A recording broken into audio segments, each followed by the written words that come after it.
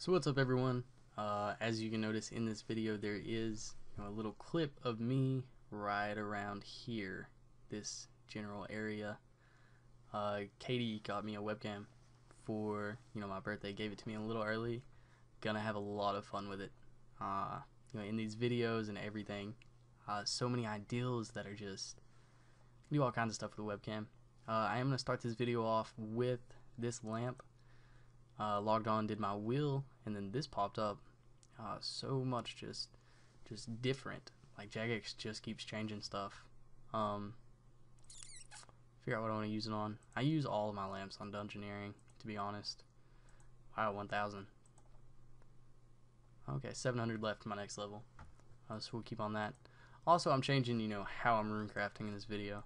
I was at ZMI and I started to do this, and then I was like, people don't want to see, just ZMI every single day. So I'm going to change the method, I used to runecraft every couple of days or every day from now on, I don't know. But in this video, we're going to be making deaths if I don't lag out. I always lag right there when I'm going into wild. I saw something about, an invisible lag line.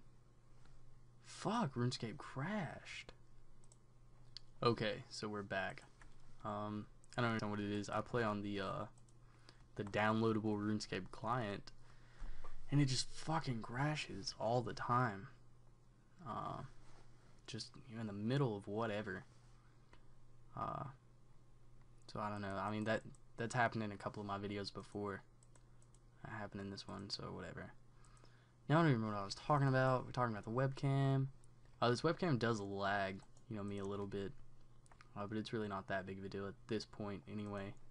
Couple of days I get the new computer and I won't have any problems with lag at all. I've got to adjust to crafting deaths. I'm used to fucking I can do a big pouch, and then I don't know, just you have to be a rune crafter to understand. So as soon as I get adjusted. But the reason this video, the whole topic of this video, I was actually at work all day. Fucking lag. I was at work all day, and on the way home, driving in the car, I was like, what am I going to talk about in my video tonight? And I was sitting there, and, I kind of want to make it something, day by day. Fucking bank pen. Okay. So I kind of want to talk about something, something that happens each day, or something that happens during that day that inspires me to actually make the video at night. And I was thinking about it, and nothing really happened today. It was just, work. So I decided I'm going to talk about, work as a telemarketer. Come on, Katie. Text. Give me just a second, guys. I'm sorry. Just read it real quick. Okay. Text back in a minute. Maybe she'll call. We might get lucky again. But life as a telemarketer. It's really...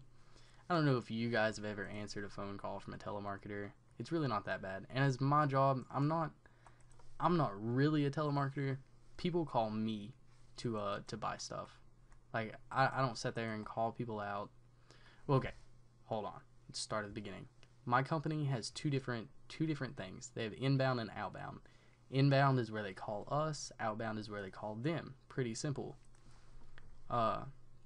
When I first started, however long ago, I was on the outbound, and I would call people. And then I finally got put on the hardest program we have is it's actually they call me to buy bus tickets, or answer stuff about bus or this bus company. I'm not gonna tell you what bus company because I just don't want to put that out there. But they call me to ask questions about the bus or buy a bus ticket. It's a pretty hard program. We do a lot of stuff. Oh, excuse me. Anyway, that's what I do. But tonight I actually got switched over. The call queue was so low. No one was, calling, and fucking every single time. But the call queue was low. No one was calling.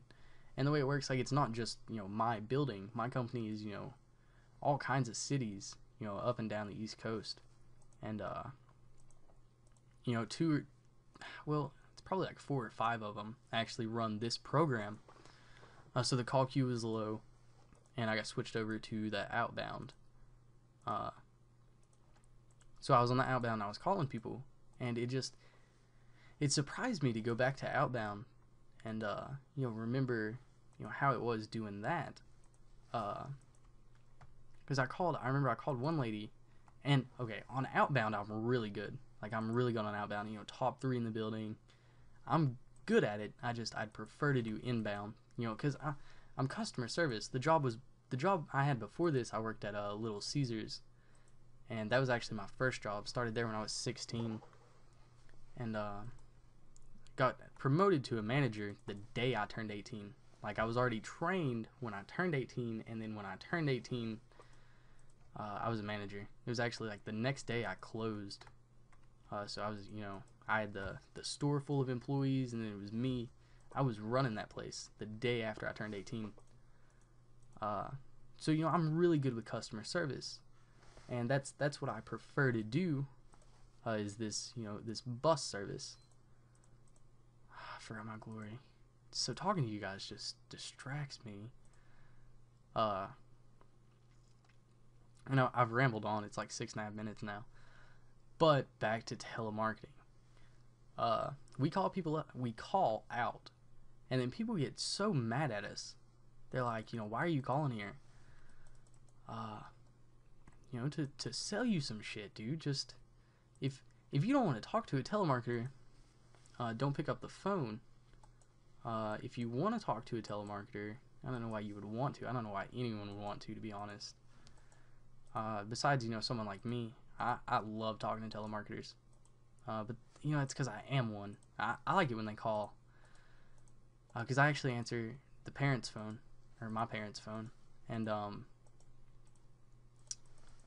I talk to the telemarketers for them, because I know stuff, you know, that these people, you know, don't expect me to know. We actually, when I was answering their phone one time, we had this one lady call, and she sounded terrible. She sounded like she was on drugs and just terrible. She had no idea what her script was.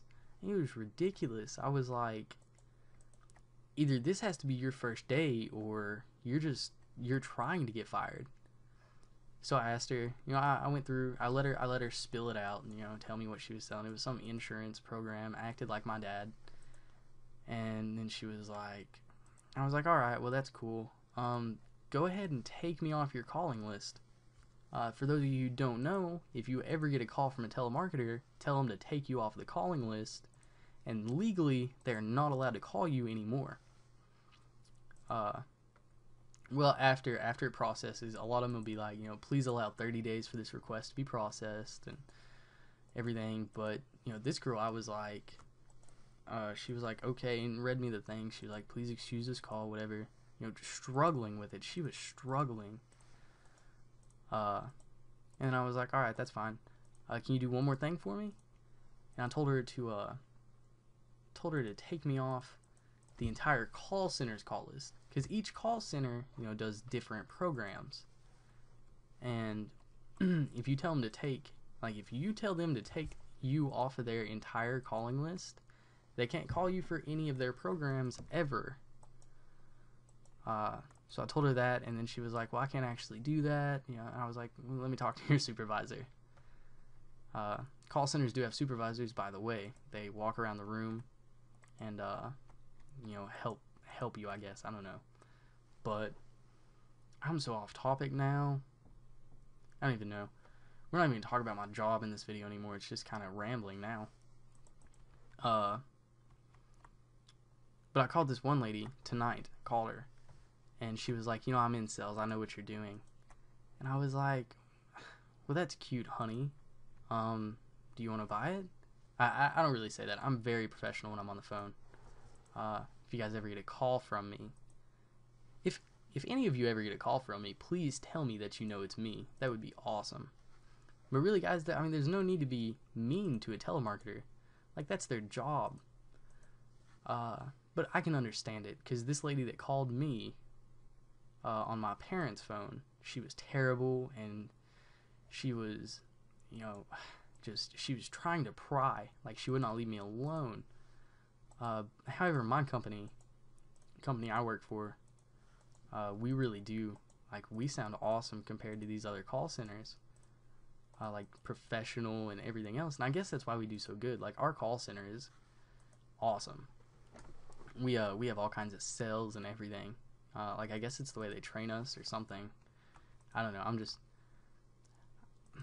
don't know. I do so good. I guess it's because of my voice. Like, if I really tried to, you know, because I don't know. I don't talk like this when, you know, I'm talking to them. It'd be like, I actually do a little script here. I gotta take out the name of my call center and stuff if I can figure it out. John Smith, please. No, I'm not even gonna do this. Never mind. I feel retarded now. Like I want to delete this part of the video, but I'm not going to. Raw footage, guys. That's what a vlog is. Could do a whole script though. Might write one up. I sound really good on the phone though. Is the point of that whole little segment, I guess. I don't know. I don't know. I mean, don't be mean to telemarketers. Like, they're just doing their job. It's usually 2 no's and a go. If you tell them no twice, they'll let you go. I mean, that's what we do anyway. I don't know about the others. They'll just pester you all day. Mom was telling me about them. She used to get calls and they just would keep going. The whole thing is, if you tell them no once and they keep going, I mean, don't get mad at them. Just tell them no again. Politely tell them just no. No.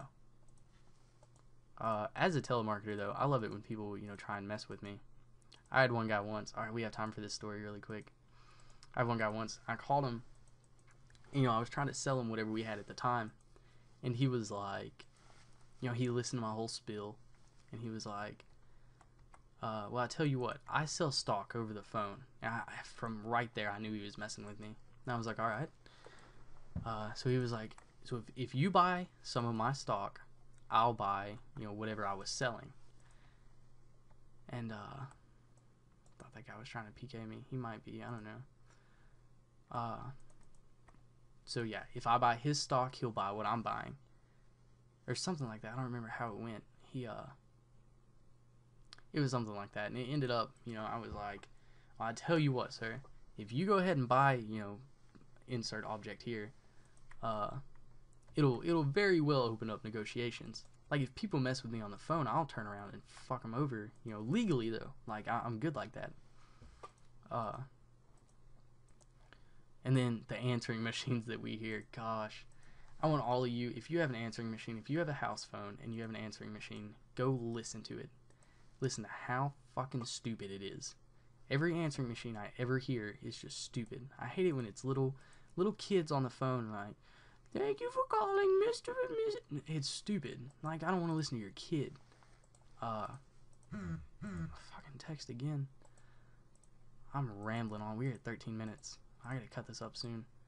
But the best answering machines are, there are people that, you know, really go crazy on these answering machines. There's one guy I'll never forget, because I called him one night, and then the next night I called him again. Somehow he got put into the dialer, and I called him again. His answering machine, I swear to God, he was like, the answering machine would cut on. Hello, this is Johnny Cash. And then he, like, really fuck around. He was like, you know, Stuart, or whatever the dude's name was, isn't here right now. But if you hold on, we're gonna rock out hard or something. I don't know. It was the stupidest fucking answering machine I've ever heard in my life. This guy was, you know, legit about it. He was, you know, for real. This was his answering machine. So all of you, go listen to your answering machine. If it's stupid, erase it. I would rather hear the automated voice guy. The person you have called is not answering. Please leave a message. I would rather hear that any day.